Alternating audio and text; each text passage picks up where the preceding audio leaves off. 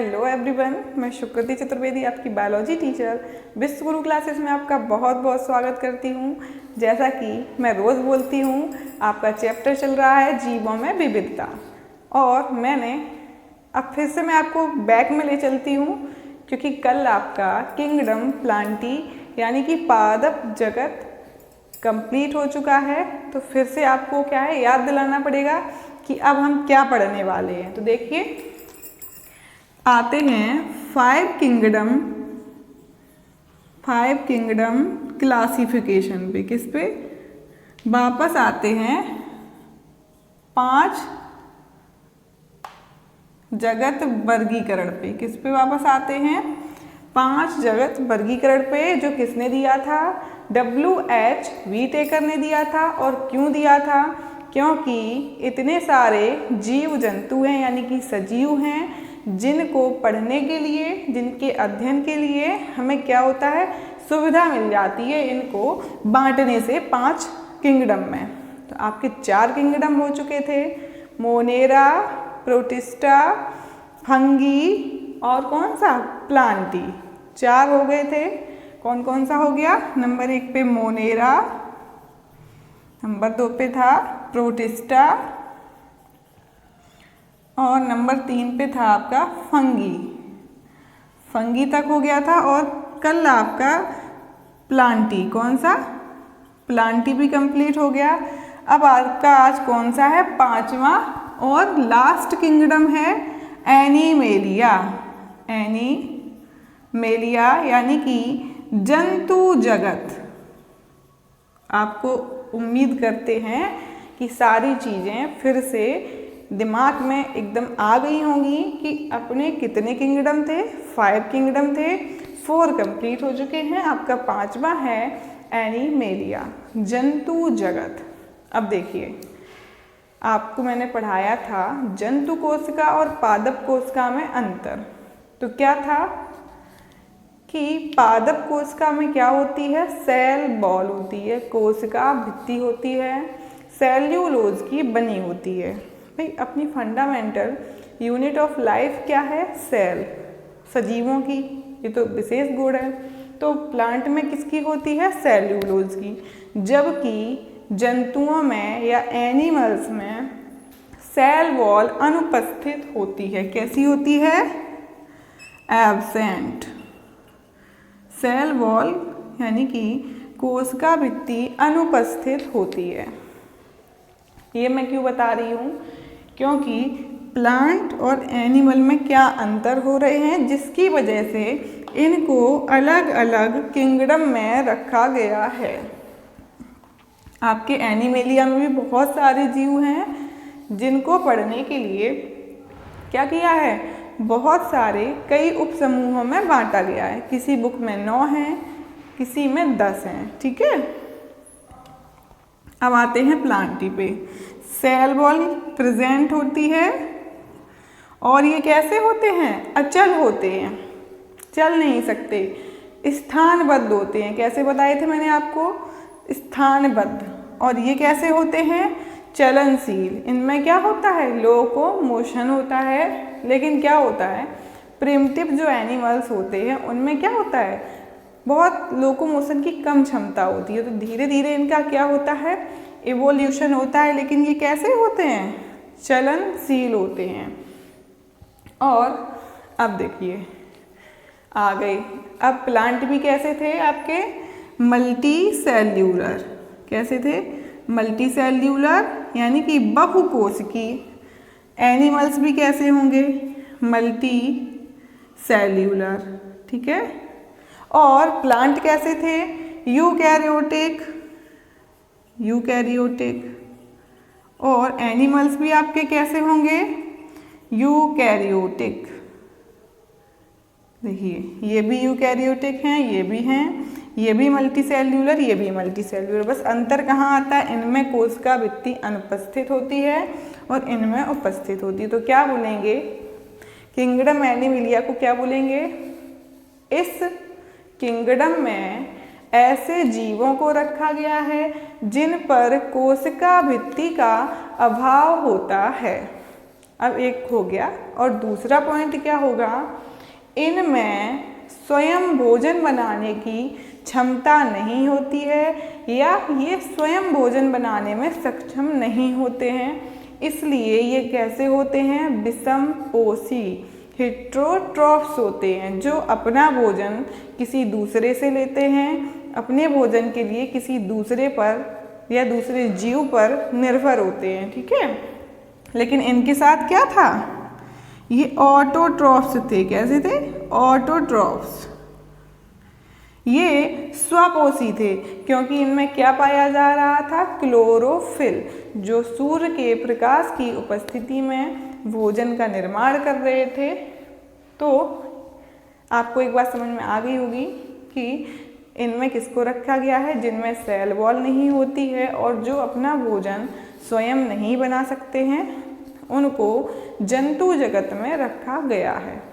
अब आते हैं इसका क्लासिफिकेशन, इसे कितने भागों में बांटा गया है। तो फिर देखिए, जैसा कि मैंने आपको बताया है कि जंतु जगत को कुछ लोगों ने लिख दिया है 9 उपसमूहों में, कुछ ने लिख दिया है 10 उपसमूहों में। अब देखिए, मैं साथ साथ में आपको अंतर बताती जा रही हूँ। मैंने जब आपको बताया था हायरार्की ऑफ क्लासिफिकेशन, पदानुक्रमित संरचना बताई थी, तो मैंने आपको बताया था सबसे पहले क्या आता है, किंगडम, किंगडम आता है, फिर क्या आएगा, फाइलम, फिर क्लास, फिर ऑर्डर, फिर जीनस, ऑर्डर के बाद फैमिली, फैमिली के बाद जीनस, जीनस के बाद आपका स्पीसीज।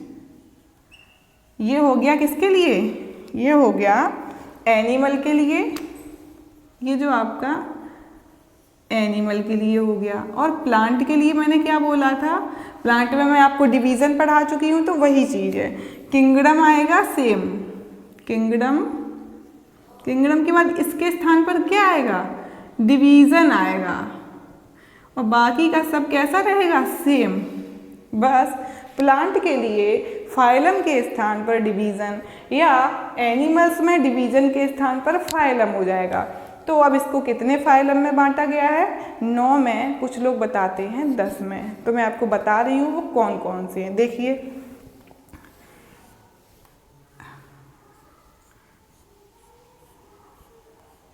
देखो, सबसे पहला आपका आ जाएगा पोरीफेरा, क्या बोलेंगे, पोरीफेरा। दूसरा आएगा सीलेंट्रेटा, सीलेंट्रेटा। पोरीफेरा का मतलब होता है पोर्स, पोरस बॉडी। इनमें क्या होती है, सीलेंट्रॉन।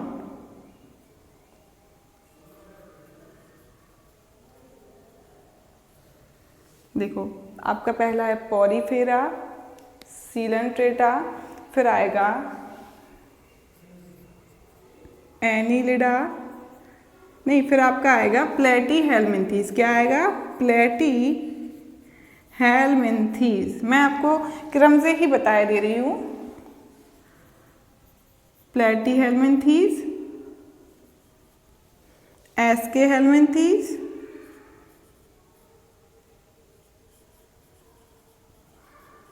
एस्केहेल्मिन्थीस। मैं आपको एक एक करके इनको सबको पढ़ाऊंगी, सिर्फ मैं नाम लिखवा रही हूँ। Annelida, Annelida, arthropoda, arthropoda, Mollusca, Mollusca, Echinodermata, Echinodermata, और लास्ट है आपका कॉर्डेटा, कॉर्डेटा। कॉर्डेटा को कुछ लोग 2 में बांट देते हैं, प्रोटोकॉर्डेटा, प्रोटोकॉर्डेटा और वर्टिब्रेटा, वर्टिब्रेटा। देखिए, मैंने आपको क्या बताया, क्लासिफिकेशन ऑफ किंगडम एनिमलिया। तो इसे कहीं कहीं बुक में लिखा है 9 भागों में, कहीं कहीं 10 में। अब 9 ऐसे हो जाएंगे, कॉर्डेटा को एक साथ रख लिया है, कॉर्डेटा में प्रोटोकॉर्डेटा और वर्टिब्रेटा को रख लिया। अगर इन दोनों को अलग कर लेंगे तो 10 हो जाएंगे। पहला है आपका फाइलम पोरीफेरा। पोरीफेरा का मतलब होता है पोरस बॉडी। इनमें आपके क्या आते हैं, ऐसे जीव आते हैं जो अपने स्थान पर किसी बेस पर चिपके रहते हैं, ये लोकोमोशन नहीं करते हैं और इनकी बॉडी कैसी होती है, पोरस। जैसे कि आपका मैं एक बता रही हूँ, ये है आपका साइकन। क्या है, साइकन। साइकन को बोलते हैं साइकन या स्काइफा। क्या बोलेंगे, साइकन, साइकन या स्काइफा, स्काइफा बोलेंगे। साइकन में क्या होता है, इनकी बॉडी पर छोटे छोटे छोटे छोटे पोर होते हैं। इनकी बॉडी कैसी होती है, पोर बियरिंग होती है। और इनका जो ऊपर एक माउथ होता है, बड़ा सा पोर होता है, इसको बोलते हैं क्या, ऑस्कुलम, ऑस्कुलम। और ये छिद्र को बोलते हैं ऑस्टिया। तो सबसे पहले आपका यही फाइलम आएगा, तो सबसे पहले आपको यही पढ़ाएंगे। तो ये कैसे होते हैं, इनकी बॉडी पोरस होती है और इनमें जो छोटे छोटे छिद्र होते हैं उनको ऑस्टिया बोलते हैं। और इनका जो ऊपर सर्कुलर माउथ जैसा होता है उसको ऑस्कुलम बोलते हैं। ठीक है, इससे क्या होता है, जल अंदर आता है, उसके साथ क्या क्या आते हैं, ऑक्सीजन आती है और छोटे छोटे जीव आते हैं जिनका ये क्या करते हैं, भोजन करते हैं ना। अब दूसरा आता है सीलंट्रेटा। सीलंट्रेटा में भी ऐसे आते हैं जीव जिनमें क्या होती है, सीलंट्रॉन होती है ना, इंट्रॉन होती है। आपको पढ़ाएंगे तभी समझ में आएगा। तीसरे नंबर पे आते हैं प्लेटीहेल्मिन्थीज, चपटे कृमि। क्या आएंगे, चपटे कृमि। और एस्केहेल्मिन्थीज, एस्केहेल्मिन्थीज है आपका चौथा। और पांचवा है एनीलिडा। एनीलिडा में आपका क्या आता है, केंचुआ। आपने देखा होगा केंचुआ को।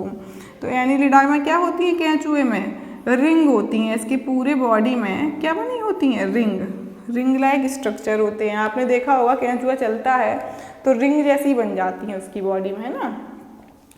और आर्थ्रोपोडा। आर्थ्रोपोडा तो बहुत बड़ा फाइलम है। जितने भी कीट पतंगे आप देख रहे हैं अपने घर में, जो मक्खी होती है, मच्छर होते हैं, कॉकरोच होते हैं, ये सब किस में आते हैं, आर्थ्रोपोडा। आर्थ्रोपोडा का मतलब होता है जॉइंटेड, जॉइंटेड लेग, यानी कि इनमें जोड़ीदार पैर पाए जाते हैं। आपने देखा होगा मक्खी में पैर कैसे होते हैं, जोड़ियों में होते हैं ना। मक्खी है, चींटी है, मच्छर है, ये सब। और जॉइंटेड लेग हो गए, जुड़े हुए होते हैं। और कैसे होते हैं, पेयर्ड भी होते हैं। मोलस्का, मोलस्का का मतलब होता है सॉफ्ट बोडाइड, सॉफ्ट बोडाइड। इनका शरीर कैसा होता है, कोमल, कोमल शरीर वाले मोलस्का संघ में आते हैं। फाइलम को क्या बोलेंगे, संघ। तो और आपका है अगला इकाइनोडर्मेटा। इकाइनो में क्या होता है,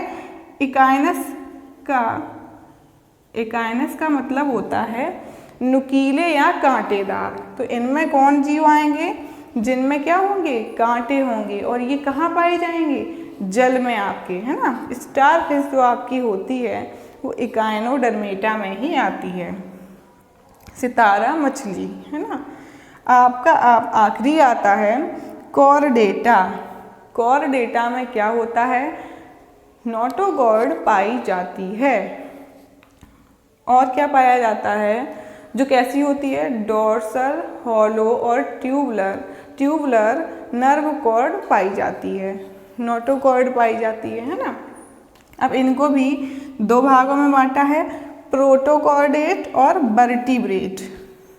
तो इस तरीके से आपका क्या हो गया, किंगडम एनिमेलिया का क्लासिफिकेशन। ये है इनके फाइलम।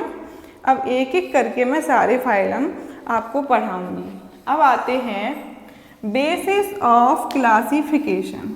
आपका जो ये जैसे मैंने पढ़ाया था आपको किंगडम प्लांटी, तो उसका वर्गीकरण का आधार क्या था?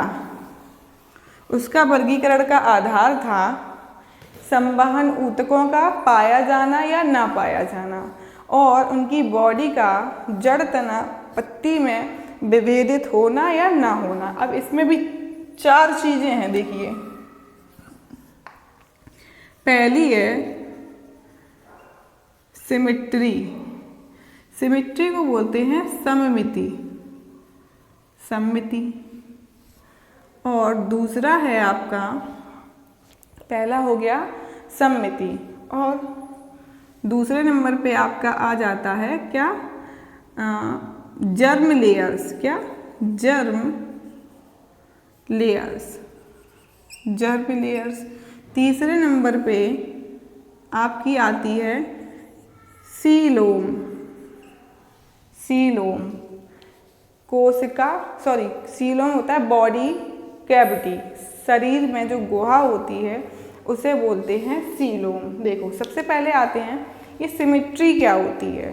देखो कुछ जीव ऐसे होते हैं जिन्हें अगर हम 2 भागों में बांटें तो वो एक दूसरे के क्या होते हैं? बिल्कुल समान होते हैं, यानी कि मिरर कॉपी होते हैं। जैसे कि आपने मक्खी देखी है, मैं एक नॉर्मली बता रही हूँ।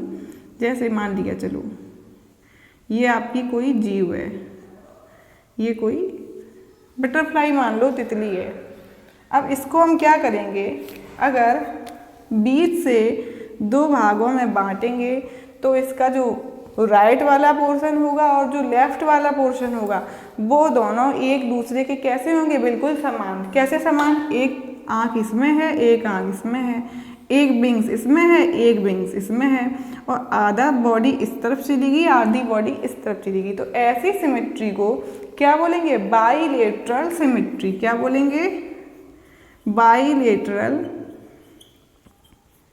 सिमेट्री, यानी कि समद्विपार्श्विक, समद्विपार्श्विक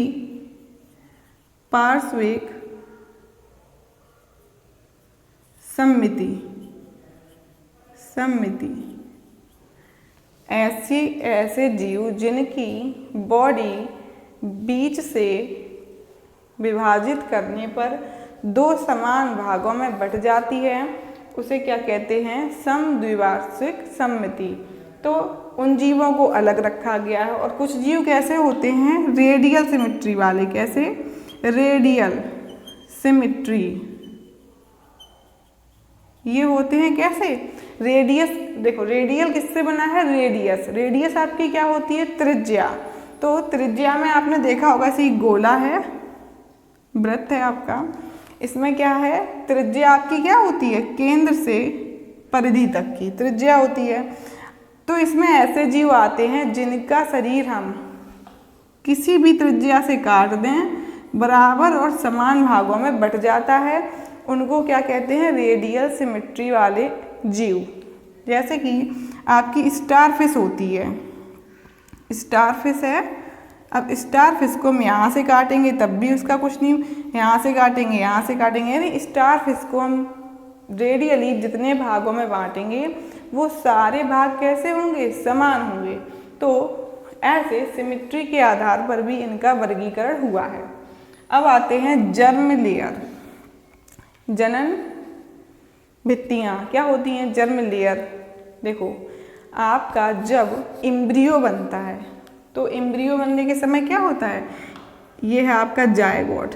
फर्टिलाइजेशन हुआ, फर्टिलाइजेशन के बाद आपका जायगोट बन गया।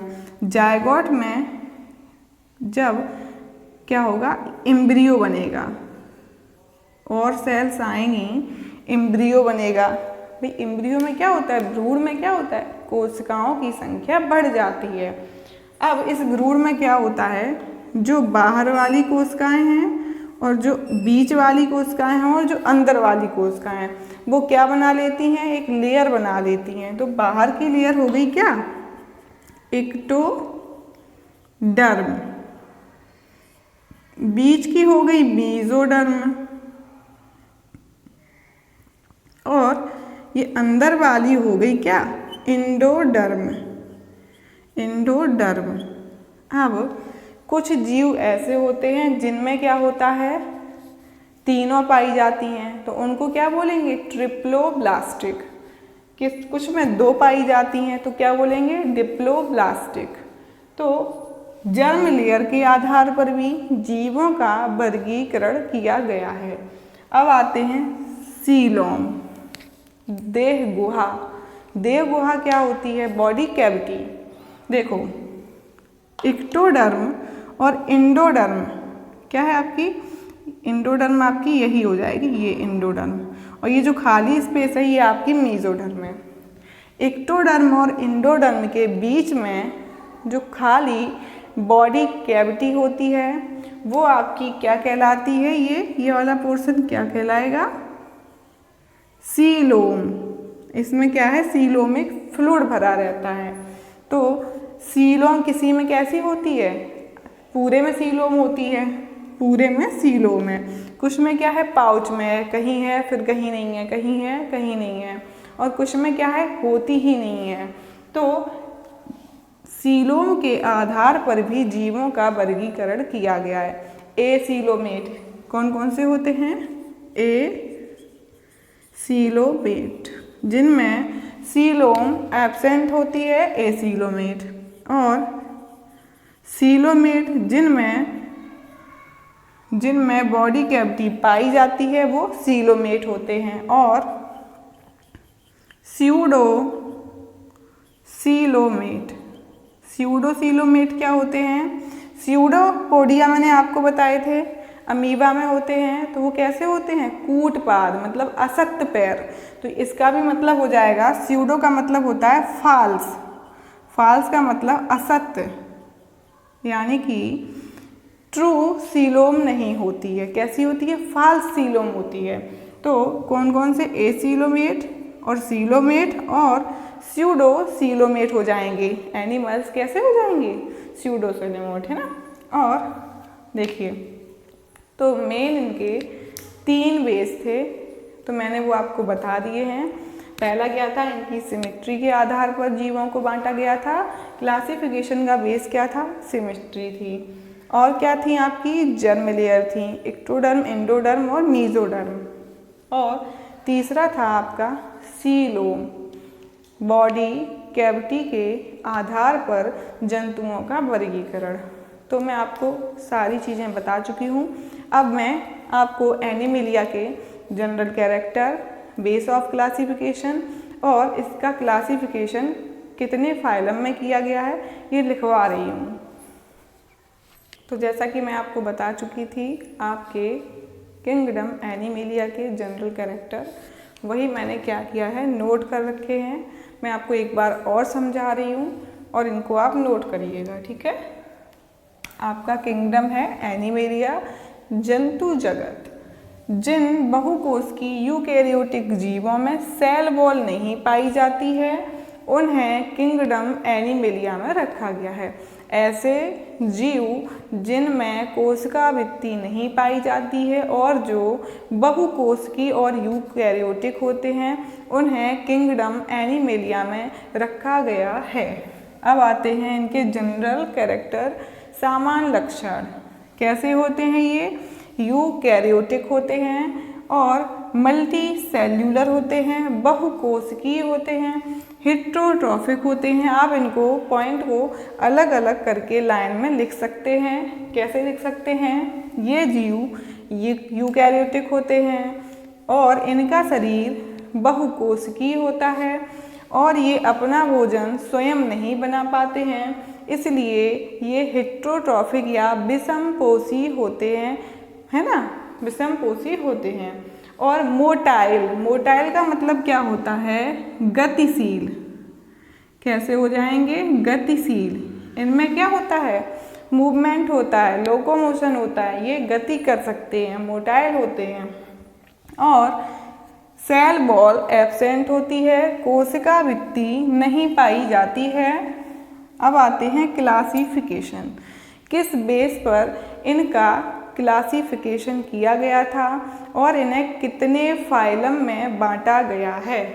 ये आपके सारे क्या लिखे हैं, ये आपके फाइलम लिखे हैं। क्या लिखे हैं, फाइलम। फाइलम यानी कि संघ। देखिए शारीरिक संरचना, बॉडी की जो बनावट होती है, अब मैं भी आपको समझाऊंगी। शारीरिक संरचना विभेदीकरण के आधार पर इन्हें कई समूहों में बांटा गया है। अब देखिए विभेदीकरण इसमें भी आ गया और विभेदीकरण आपका प्लांट्स में भी था। प्लांट्स में क्या था, जड़ तना पत्ती में विभेदित थे या नहीं थे, है ना। सेम वही चीज़ इसमें है। अब इसमें क्या होगा, एनिमल्स में क्या बनते हैं, संवहन ऊतक तो नहीं बनेंगे ना, क्या बनेंगे, वही जो मैंने आपको बहुत पहले बताया था। क्या होता है, कोशिका होती है, कोशिका से क्या बनते हैं, टिश्यू। टिश्यू बन गए और टिश्यू से क्या बनेगा आपका, कोई भी ऑर्गन बन गया। ऑर्गन से क्या बनेगा, ऑर्गन सिस्टम। ऑर्गन सिस्टम बनेगा और ऑर्गन सिस्टम से आपका क्या बन जाएगा, ऑर्गेनिज्म। ऑर्गेनिज्म। अब इनमें विभेदीकरण किस टाइप से होता है, कुछ जीव ऐसे होते हैं जिनका शरीर सिर्फ कोशिकाओं से बना होता है, लेकिन एक से ज़्यादा कोशिकाएं हो सकती हैं, पर क्या होता है वो आपस में मिलकर ऊतक नहीं बनाती। कार्यों के आधार पर वो अलग अलग बटी होती हैं, तो उनमें कैसा हो जाएगा, सेल्यूलर लेवल या सेल लेवल ऑर्गेनाइजेशन। उनका संगठन कैसा होगा, सेल लेवल का, सेल्यूलर लेवल का, है ना, कोशिकीय संगठन होगा। कुछ में कैसा होगा, थोड़े डेवलप्ड हो जाएंगे तो टिश्यू बन जाएंगे, तो उसमें कैसा होगा, टिश्यू लेवल ऑर्गेनाइजेशन, यानी कि ऊतक का संगठन होगा उनमें। कुछ कैसे होंगे, ऑर्गन लेवल पे, यानी कुछ ऐसे जीव होंगे जिनमें कोशिकाओं से ऊतक बन गए होंगे और ऊतक से अंग बन गए होंगे। ऑर्गन को क्या बोलते, अंग, लेकिन उनमें क्या नहीं बने होंगे, अंग तंत्र। फिर क्या होगा, उनका इवोल्यूशन होगा। तो कुछ में क्या हो जाएगा, ऑर्गन के बाद ऑर्गन सिस्टम भी बन जाएगा। जैसे अपने में क्या होते हैं, रेस्पिरेटरी सिस्टम अलग है, एक्सक्रीशन का अलग है, उत्सर्जन तंत्र अलग है, श्वसन तंत्र अलग है ना अपना। ऐसे ही अलग अलग सिस्टम होते हैं। कुछ में क्या होगा, एक सिस्टम बन गया, कुछ में दो, और अगर किसी में सारे सिस्टम कंप्लीट हो गए तो पूरा कंप्लीट क्या बन जाएगा, ऑर्गेनिज्म, यानी कि जीव बन जाएगा। तो ये उनका क्या है, विभेदीकरण है, डिफ्रेंसिएशन है, ठीक है। और शारीरिक संरचना कैसी है, कुछ जीव बहुत कोमल हैं, कुछ बहुत हार्ड हैं, कुछ का शरीर कांटों से बना होगा, कुछ का शरीर छल्लों से बना होगा, है ना, कुछ चपटे होंगे, है ना, कुछ गोल होंगे। तो शारीरिक संरचना तथा विभेदीकरण के आधार पर इन्हें कई समूहों में बांटा गया है। मैंने कई इसलिए यूज किया है क्योंकि कुछ बुक्स में 9 है, कुछ में 10 है ना। अब आते हैं, पहला आपका पॉरीफेरा है, हिंदी में भी पॉरीफेरा ही बोलेंगे। दूसरा आपका सीलेंट्रेटा है, उसको भी सीलेंट्रेटा ही बोलेंगे। तीसरा आपका प्लेटीहेल्मिन्थीज है, इसको भी चपटे कृमि बोलेंगे, है ना। और एस्के हेल्मिन्थीज है आपका अगला, एनिलिडा है आपका अगला, फिर है आर्थ्रोपोडा, और फिर है मोलस्का, फिर है आपका इकाइनोडर्मेटा, और फिर लास्ट में आता है कॉर्डेटा। और हम लोग किस में आते हैं, कॉर्डेटा में। हम लोग कैसे हैं, सबसे ज़्यादा विकसित हैं। और कॉर्डेटा में भी 2 आते हैं, प्रोटोकॉर्डेटा और वर्टिब्रेटा। तो अपन किस में आएंगे, वर्टिब्रेटा में आते हैं, ठीक है। अब आते हैं बेसिस या basis of classification. Basis of classification मैंने आपको बताया था, सम्मिति। सम्मिति आपकी 2 टाइप की होती है, कौन कौन सी, बाई, लिख लीजिएगा इसको आप, सम्मिति के आगे लिख लीजिएगा, सम्मिति बाई लेटरल, बाइलेटरल और रेडियल।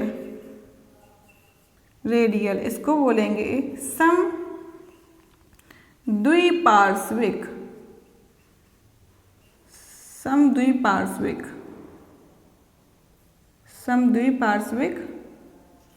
और दूसरे को बोलेंगे त्रिज्या से बना है त्रिज्य सममिति। क्या बोलेंगे? त्रिज्य सममिति। अब आते हैं जर्म लेयर। इनमें भी लिख लीजिएगा आपकी कौन कौन सी जर्म लेयर मैंने बताई थी। एक्टोडर्म, एक्टोडर्म, एंडोडर्म और मीजोडर्म। मीजो का मतलब होता है मध्य, एंडो का मतलब होता है अंतिम और एक्टो का मतलब होता है बाहरी। यानी एक्टो हो गई सबसे बाहरी, बीच में जो खाली जगह है वो हो गई मीजोडर्म और ये वाली हो गई आपकी एंडोडर्म। और सीलोम, सीलोम में भी लिख लीजिएगा। सीलोम के आधार पर मैंने कितने प्रकार के बताए थे? ए सीलोमेट, ए सीलोमेट और सीलोमेट, सीलोमेट। नाम ही अभी काफ़ी है आपके लिए। जैसे जैसे आपकी क्लास बढ़ती जाएगी आपको इनके बारे में और डीप में पढ़ना है, ठीक है। सीलोमेट, एसीलोमेट और स्यूडोसीलोमेट। क्या? स्यूडोसीलोमेट।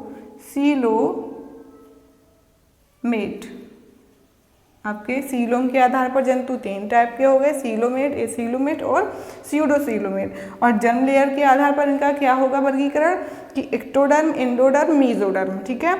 अब इसमें भी एक चीज़ आ जाती है जिनमें 2 होती हैं ऐसे, जिनमें मान लीजिए कोई, मैं नोट करवा के बाद में लिखवा दूंगी, ये चीज़ यहाँ बनेगी नहीं।